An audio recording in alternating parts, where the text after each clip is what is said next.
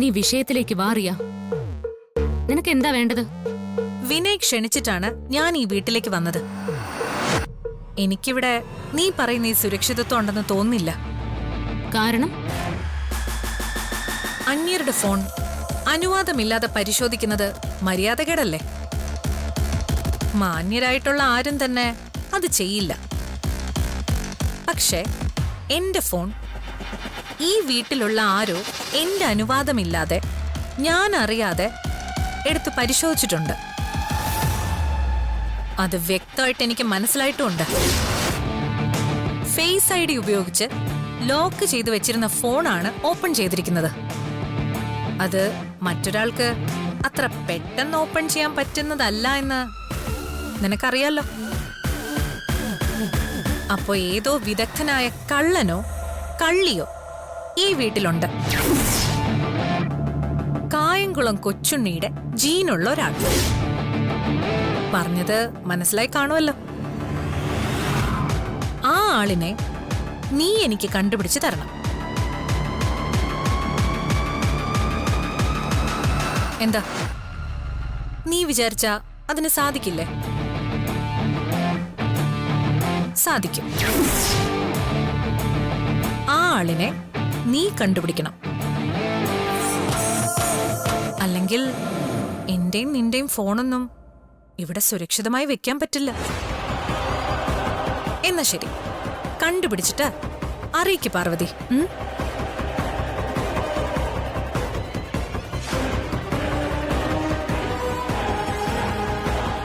Phone open ചെയ്തത് ഞാനാണെന്ന് അവൾക്ക് മനസ്സിലായി.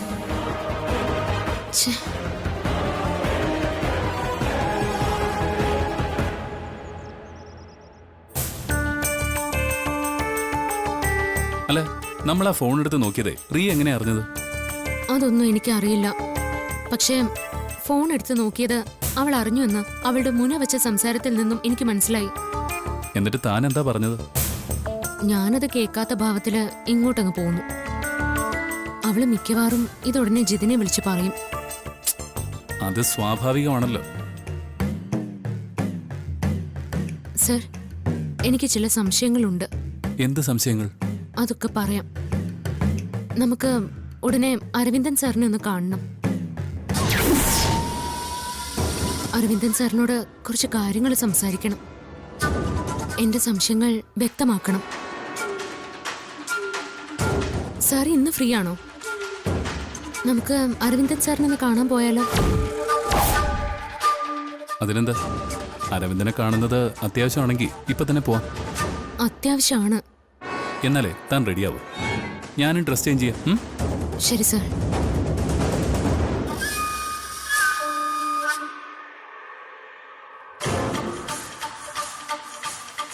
ഇവര് രണ്ടുപേരും കൂടി അരവിന്ദനെ കാണാൻ പോവാണോ?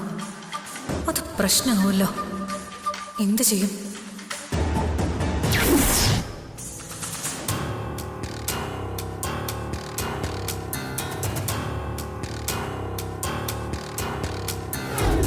നിന്റെ ശാന്തി മുഹൂർത്തം കുറച്ചു ദിവസം കഴിഞ്ഞ് നടത്തിയാൽ മതിയെന്നാ മുത്തശ്ശൻ പറഞ്ഞിരിക്കുന്നത്. മുത്തശ്ശൻ അങ്ങനെ പറഞ്ഞോ? പറഞ്ഞു. അത് നിന്നോട് പറയാൻ അമ്മയ്ക്ക് വിഷമമുണ്ട്. അതാ ആ ചുമതല എന്നെ ഏൽപ്പിച്ചത്. പാർവതി എന്തിനാ എന്റെ ജീവിതത്തിലെ ഓരോ കാര്യങ്ങളിൽ കയറി ഇടപെടുന്നത്? അവൾക്ക് അവളുടെ ജീവിതം നോക്കിയാ പോരെ? ശാന്തി മുഹൂർത്തം മാറ്റി വെക്കണമെങ്കിൽ അത് അമ്മ നേരിട്ട് എന്നെ വിളിച്ച് പറയുമായിരുന്നല്ലോ. അമ്മ എന്തുകൊണ്ടത് പറഞ്ഞില്ല? ഇത് പാർവതിയുടെ കളി തന്നെ. ഞാൻ മന്ദബുദ്ധിയാണെന്നായിരിക്കും അവളുടെ വിചാരം.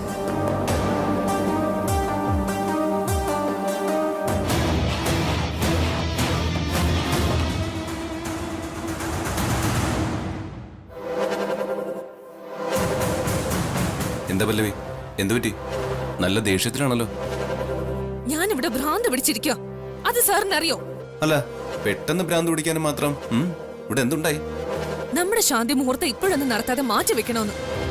ഇതാണോ കാര്യം? ഓ, സാറിന് ഇതെന്താ നിസ്സാരമാണോ? ചോദ്യം കേട്ട അങ്ങനെ തോന്നുമല്ലോ.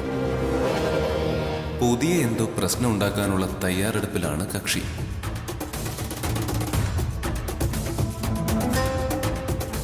സാർ എന്താ ഒന്നും മിണ്ടാതെ നിൽക്കുന്നേ? അല്ല ഞാനിപ്പോ എന്താ പറയണ്ടേ? സാറിന് ഒന്നും പറയാനില്ലേ? ശാന്തി മുഹൂർത്തം മാറ്റിവെക്കണമെന്ന് ആരാണ് പല്ലവിയോട് പറഞ്ഞത്? എന്റെ ചേച്ചി. അല്ലാതെ വേറെ ആരാ എന്റെ ജീവിതത്തിന് ഇടങ്കോലിടുന്നേ? പാർവതി. പാർവതിനാണ് ഇത് പറഞ്ഞത്. അതെ, അവള് മാത്രം ഇത് പറയൂ. ഇതവളുടെ തന്ത്രോ വിപിൻ സാറേ. അവൾക്ക് എങ്ങനെയും നമ്മുടെ ശാന്തി മുഹൂർത്തം മാറ്റിവെക്കണം. നാളുകൾ ഇങ്ങനെ നീട്ടി നീട്ടി കൊണ്ടുപോകണം.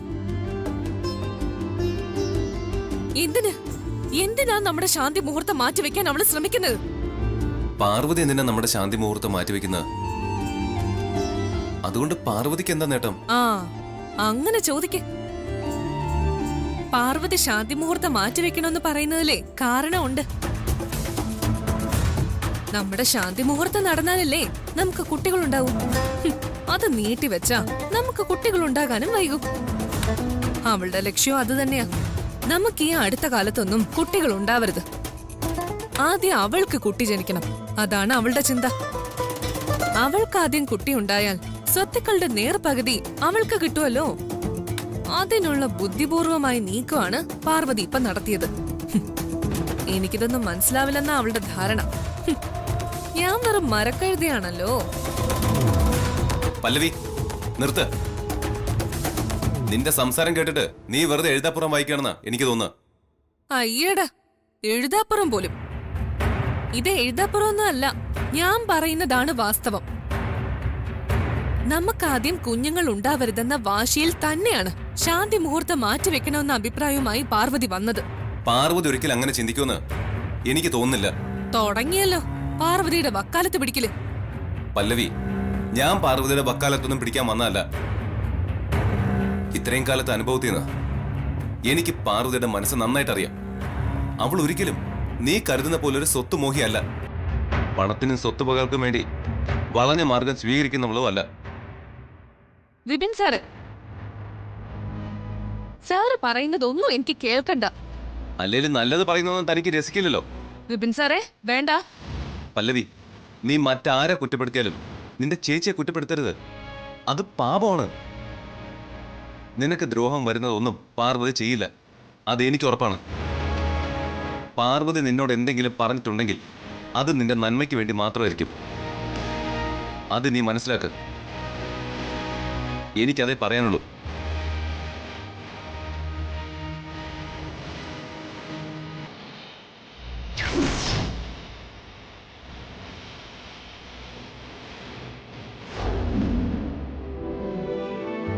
വിനയ് മനസ്സ് മാറി എന്നെ സ്വീകരിക്കോ?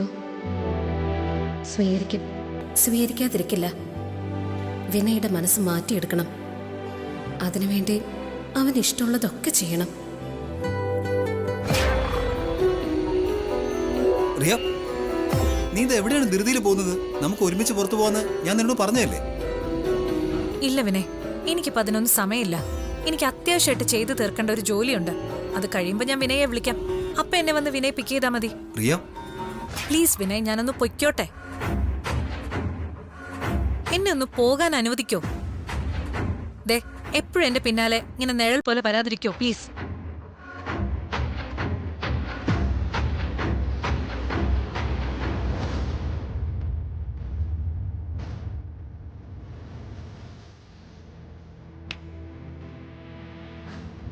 വിനയ്, വീട്ടിലെ തിളക്കമുള്ള സ്വർണ്ണ വിളക്കിന്റെയും പുറത്തുള്ള ഓട്ടുവിളക്കിന്റെയും വ്യത്യാസം നിങ്ങൾക്ക് ഇപ്പം മനസ്സിലായി കാണുമെന്ന് ഞാൻ കരുതുന്നു. താലി കെട്ടിയ ഭാര്യയായ ഞാൻ എത്ര കാലമായി നിങ്ങൾക്ക് വേണ്ടി കാത്തിരിക്കുക. എന്നിട്ട് നിങ്ങൾ അത് കാണുന്നില്ല. എന്നെ മറന്നിട്ട് അവളുടെ പിന്നാലെ പരക്കം പായുക. അവളുടെ കാര്യം നോക്കി പോവുക. വിനയ്, ഏത് പെണ്ണിനെ വിനയ് തലയിലേറ്റി വെച്ചാലും അവസാനം ഞാൻ മാത്രമേ ഉണ്ടാവൂ. പറയ് വിനയ്, വിനയ്ക്ക് എന്താ വേണ്ടത്? അത് ഞാൻ നിറവേറ്റി തരാം. വിനയ് എന്നെ എത്ര അവഗണിച്ചാലും വിനയോടുള്ള എന്റെ ഇഷ്ടത്തിന് ഒരിക്കലും ഒരു മാറ്റവും ഉണ്ടാവില്ല. എടി, നിനക്കെന്നെ ഇഷ്ടമാണെന്നല്ലേ പ്രധാനം? എനിക്ക് നിന്നെ ഇഷ്ടപ്പെടണം. അങ്ങനെ ഇഷ്ടപ്പെട്ടാൽ എന്റെ ലൈഫിലേക്ക് വേറെ ഒരു പെണ്ണും കടന്നു വരില്ല. നീ അതിന് ശ്രമിക്ക. എന്നെ ഇഷ്ടപ്പെടുത്താൻ നോക്കടി. എവിടെ ലോകം കീഴ്മേൽ മറിഞ്ഞാലും നിനക്കതിന് സാധിക്കില്ല.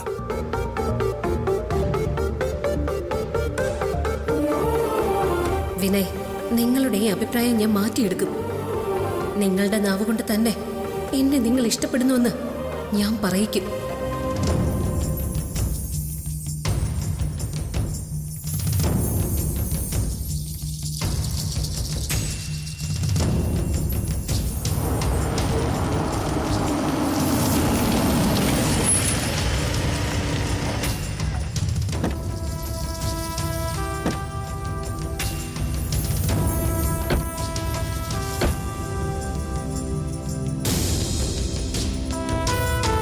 Hi hi. സുഖാണോ? വർക്കിന്റെ സ്ട്രെയിൻ മാറ്റി വെച്ചാൽ സുഖമാണ്. നിങ്ങൾ രണ്ടാളും ഹാപ്പി അല്ലേ? ഹാപ്പിയാണ്. ഞാൻ ഇടപെടേണ്ട വല്ല ഇഷ്യൂസ് ഉണ്ടോ? ഉണ്ട്. What happen? അന്ന് എനിക്ക് മുന്നറിയിപ്പെന്ന കാര്യം വല്ലതാണോ? അത് അരവിന്ദൻ സാർ ശ്രദ്ധിക്കണം. ശ്രദ്ധിച്ചേ മതിയാകൂ. ഇത് മറ്റൊരു കാര്യം. എന്താണ് വിഷയം? അല്ല, അരവിന്ദ് സാറിന് ഒരു റിയ അറിയാമോ? പ്രിയ? വിനയ് അടുത്തിടെ ഒരു ഗേൾ ഫ്രണ്ടുമായിട്ട് വീട്ടിൽ വന്നിട്ടുണ്ട്. അവളാണ് റിയ. സർ, റിയ ഇടയ്ക്കിടയ്ക്ക് രഹസ്യമായിട്ട് ആരോട് ഫോണിൽ സംസാരിക്കുന്നത് ഞാൻ ശ്രദ്ധിച്ചു. എനിക്ക് അതിൽ പന്തികേട് തോന്നി. അതുകൊണ്ട് ഞാനും വിശാൽ സാറും ഗാർഗിയും ചേർന്ന് റിയയുടെ ഫോണ് അവൾ അറിയാതെ എടുത്ത് പരിശോധിച്ചു. അപ്പോഴാ അവള് നിരന്തരം സംസാരിച്ചത് ആരോടാണെന്ന് ഞങ്ങൾക്ക് മനസ്സിലായത്. ആളെ അറിഞ്ഞപ്പോ ഞങ്ങൾ ഞെട്ടിപ്പോയി. ആരായിരുന്നു അത്? അത് ജിതിനായിരുന്നു. ജിതിനോടായിരുന്നു റിയ രഹസ്യമായി സംസാരിച്ചത്. ഓ, അത് ശരി. ഇപ്പൊ റിയ ആരെന്ന് എനിക്ക് മനസ്സിലായി. ഓ, അവളെ ഇപ്പോ അരവിന്ദിന് അറിയാം. ഇപ്പോഴാണ് എനിക്ക് ആളെ ഓർമ്മ വന്നത്. അവര് തമ്മിൽ നല്ല സൗഹൃദത്തിലായിരുന്നു. സൗഹൃദം എന്ന് വെച്ചാ അവള് ആളത്ര ശരിയല്ല. അതുകൊണ്ടാ ഞാനിങ്ങനെ ചോദിച്ചത്. അവര് തമ്മിൽ എങ്ങനെയുള്ള റിലേഷൻഷിപ്പാണെന്നൊന്നും എനിക്കറിയില്ല. അവന് ചില വളഞ്ഞ കൂട്ടുകെട്ടുകളൊക്കെ ഉണ്ട്. അതിൽ ഇവളും പെടുമെന്ന് തോന്നുന്നു. ഞാൻ അതിനെക്കുറിച്ചൊന്നും കൂടുതൽ അന്വേഷിക്കാൻ പോയിട്ടില്ല. അല്ല, ഇപ്പൊ എന്താ പ്രശ്നം? അവര് തമ്മിൽ അതിരുവിട്ട ബന്ധമുണ്ട് സർ. അവൾക്ക് വേണ്ടിയാണ് ജിതിൻ ജയയെ കൊന്നതുപോലും. അത് പാർവതിക്ക് എങ്ങനെ അറിയാം? പോലീസിന്റെ അന്വേഷണത്തിൽ പോലും ഇങ്ങനെ ഒരു വിവരം തെളിഞ്ഞിട്ടില്ലല്ലോ. എന്നോടിത് പറഞ്ഞത് ജയയാണ്. ജയ എന്നെ കാണാൻ വന്നിരുന്നു. നീ എനിക്ക് വേണ്ടി നിന്റെ ഭാര്യയെ ബലി കൊടുത്തവനല്ലേ? എനിക്ക് വേണ്ടിയല്ലേ നീ അവളെ കൊന്നത്?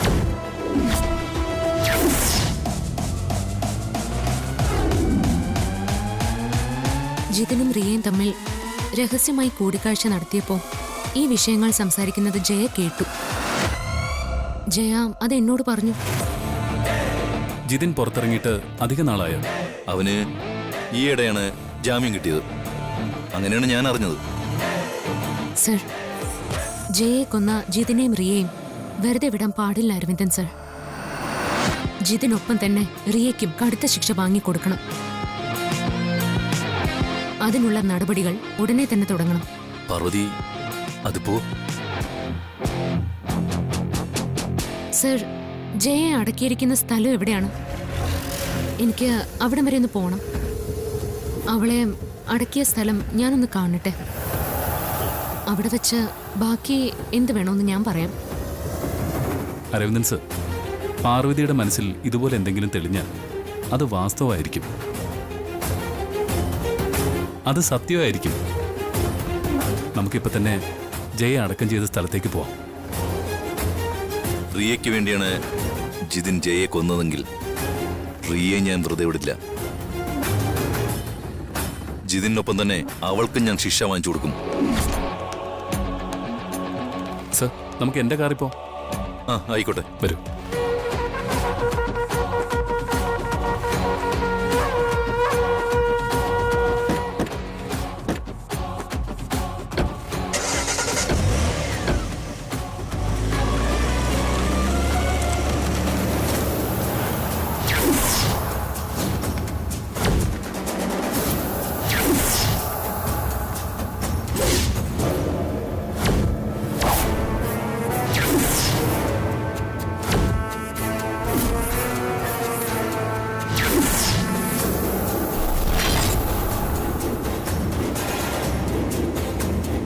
ഹലോ റിയ, പറയൂ. ജിതിൻ, ഇന്ന് പാർവതിയും വിശാലും കൂടെ അരവിന്ദിനെ കണ്ടു കഴിഞ്ഞു. ഞാനും നീയും തമ്മിൽ ഫോണിൽ സംസാരിക്കുന്ന വിവരം അവർ അരവിന്ദിനോട് പറഞ്ഞു. എന്നിട്ട്? ഞാനും നീയും കോളേജ് മേറ്റ്സ് ആണെന്ന് അരവിന്ദിന് അറിയാലോ. അയാൾ അത് അവരോട് പറഞ്ഞു. പക്ഷെ ഞാൻ പറയാൻ വന്ന വിവരം ഇതൊന്നും അല്ല. ജയെ കൊന്നു കുഴിച്ചു മൂടിയ സ്ഥലം പാർവതിക്ക് കാണണമെന്ന് അവൾ അരവിന്ദിനോട് ആവശ്യപ്പെട്ടു. അത് കേട്ടതും അരവിന്ദൻ അവനെ അവളെയും കൂട്ടി ജയെ കുഴിച്ചിട്ട സ്ഥലത്തേക്ക് പോയിരിക്കുക.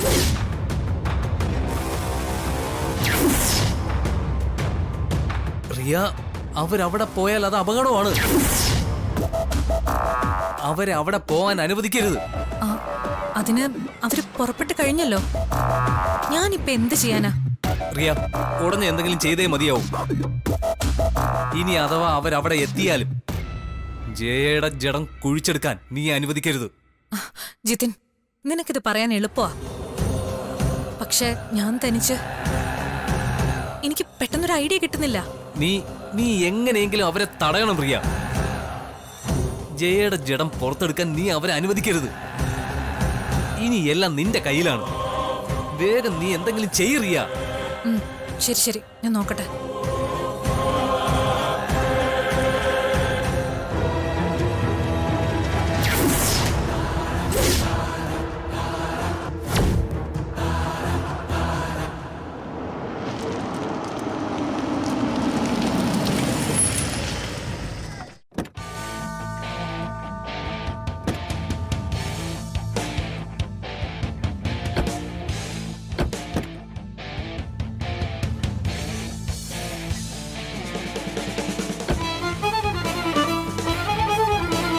ദേ, അവിടെയാണ് ജയ അടക്കിയിരിക്കുന്നത്. നമുക്ക് അങ്ങോട്ട് പോയാലോ? പോകാൻ വരട്ടെ. പാർവതി പറഞ്ഞ വിവരം വെച്ച് ഞാൻ SP-ക്ക് മെസ്സേജ് അയച്ചിട്ടുണ്ട്. ജയയുടെ ബോഡി റീപോസ്റ്റ്മോർട്ടം ചെയ്യാനാണ് സാറ് പറയുന്നത്. അതിന് പോലീസ് സർജനും ഫോറൻസിക് ടീമും വരും. അവര് വന്നിട്ട് നമുക്ക് കുഴിമാടത്തിനടുത്തേക്ക് പോവാം. ശരി, എന്നാ അവര് വരട്ടെ.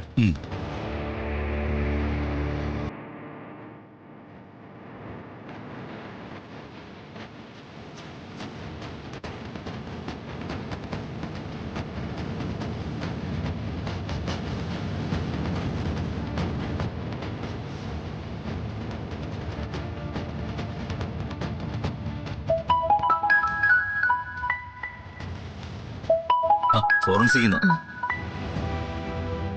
Hello sir.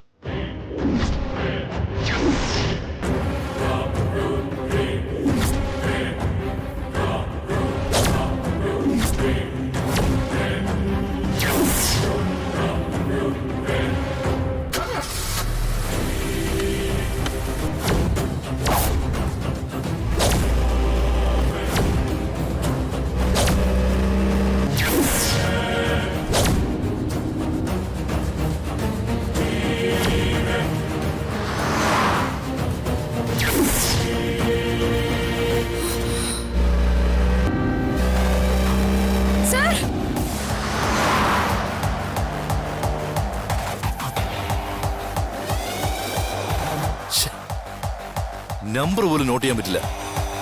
കടന്നളഞ്ഞു.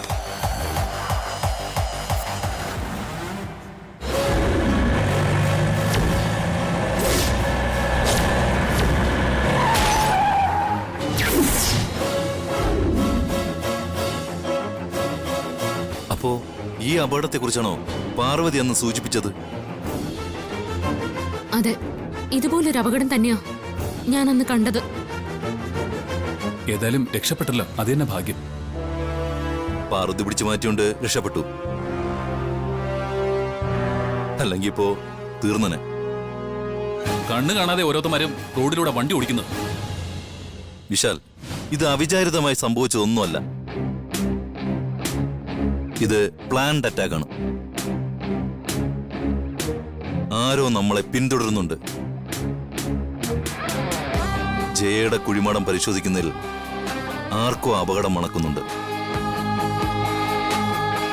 ആ ഭയപ്പെടുന്നുണ്ട്. അതെ, അരവിന്ദൻ സാർ പറഞ്ഞത് ശരിയാ. സൂക്ഷിക്കണം. ഏതായാലും തൽക്കാലം നമുക്ക് ഇവിടെ നിൽക്കണ്ട, പോവാം. പോലീസ് സർജനും ഫോറൻസിക് ടീമും വരുമ്പോൾ നമുക്ക് തിരിച്ചു വരാം.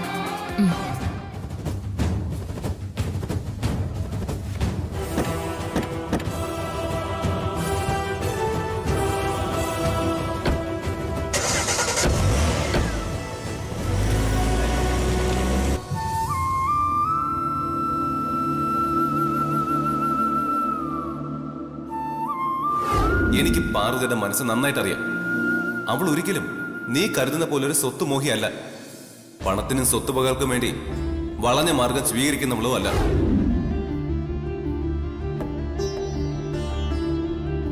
പാർവതി ചെയ്യുന്നത് എന്തും വിപിൻ സാറിന് ശരിയാ.